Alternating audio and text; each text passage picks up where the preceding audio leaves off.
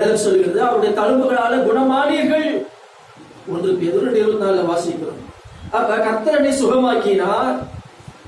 கர்த்தர் என்னை சுகமாக்கினார். ஆமென்.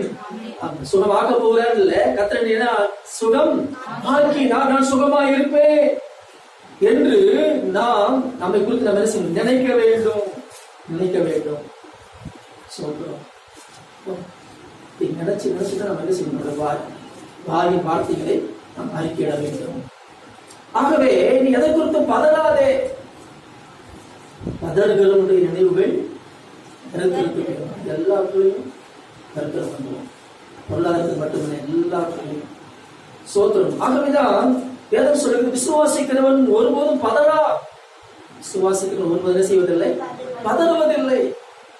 பதற்றமான ஒரு நினைவு வேண்டாம். எதை எடுத்தாலும் ஒரு பதற்றமான ஒரு நினைவு, பதற்றமான ஒரு பேச்சு, அடுத்து பதற்றமான செயல் உண்மை வேண்டாம். பதற்ற நினைவு ஆரம்பிக்கிறது, பதற்றமான பேச்சு ஆரம்பிக்கிறது, 3வது பதற்றமான செயல். பதற்றமே வேண்டாம். சுவாசிக்க செய்ய மாட்டான். சொல்ல பயக்கிறது பதற்றமே வேண்டாம். அநேக துன்ப நேரங்களிலே, கஷ்ட நேரங்களிலே பதறி போய் எதிர்மறையாக ஏதாவது பேசி விடுகிறார். எதிர்மறையாக ஆண்டு வார்த்தைகளுக்கு மாறாக பயத்திற்குரிய அவிசுவாசத்திற்குரிய வார்த்தைகளை பேசி விடுகிறார்கள்.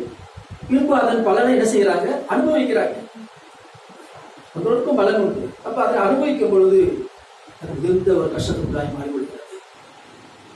அங்கு நீங்களான அவசியம் கூட இந்த துன்ப நேரம் இருந்தாலும் கஷ்ட நேரம் இருந்தாலும் பதறி போய் அதை கூடாது, பேசிவிடக்கூடாது. ஹல்லேலூயா. ஆமா, வேதம் சொல்லுகிறது, மனம் பதறி ஒரு வார்த்தையும் சொல்லாமல் 5:2 அதை வாசிக்கிறோம். மனம் பதறி ஒரு வார்த்தையும் சொல்லாமல் தேவன் வானத்தில் இருக்கிறார், நீ எங்கே இருக்கிறாய்? பூமியில இருக்கிறாய். அதனால் உன் வார்த்தைகள் எப்படி இருப்பதாக? சுருக்கமா இருப்பதாக. மனம் பதறி எதையும் பேசினாத.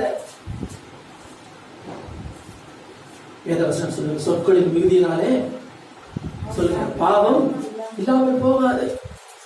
ஆகவே வார்த்தைகள் சுருக்கமாக இருப்பதாக. மனப்பதறி எதையும் பேசக்கூடாது, மனப்பதறி எதையும் செய்து விடாது. ஸ்தோத்திரம். நினைவுகளிலே ஜாக்கிரதையா இருக்க வேண்டும். ஏன் நம்ம நினைவுகளிலே ஜாக்கிரதையா இருக்க வேண்டும்? கர்த்தர் நம் நினைவுகளை அறிந்திருக்கிறார். ஆமென். கர்த்தர் நம் நினைவுகளை அறிந்திருக்கிறார். ஸ்தோத்திரம். வேதம் சொல்லுகிறது, சங்கீதம் 130